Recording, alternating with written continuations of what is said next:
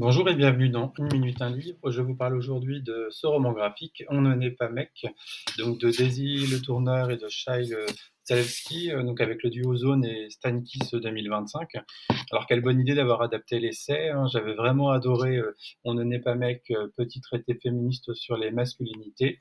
Le roman graphique tient vraiment toutes ses promesses. J'avais vraiment hâte de le lire et je ne suis absolument pas déçu. Alors on retrouve ce regard personnel, regard critique sur la société avec un fond scientifique étayé, un regard historique aussi, hein. Et ensuite on arrive sur les questions de normes de genre, de transnormativité, de stéréotypes, socialisation, violence de genre, violence des hommes, les sexualités et surtout les masculinités.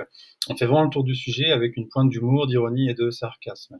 Alors l'ouvrage revient sur l'affirmation de cette masculinité, sur le fait que c'est la position jugée féminine qui pose problème, hein.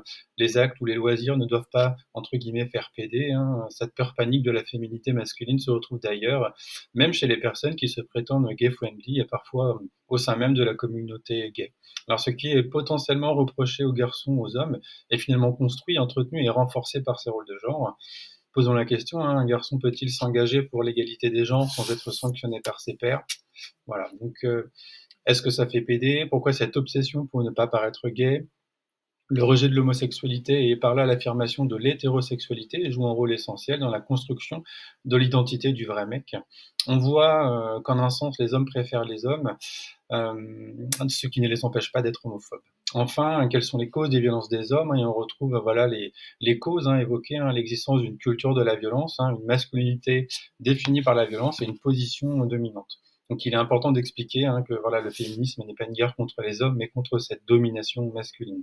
Alors je vous souhaite vraiment une belle découverte, une belle lecture et à bientôt.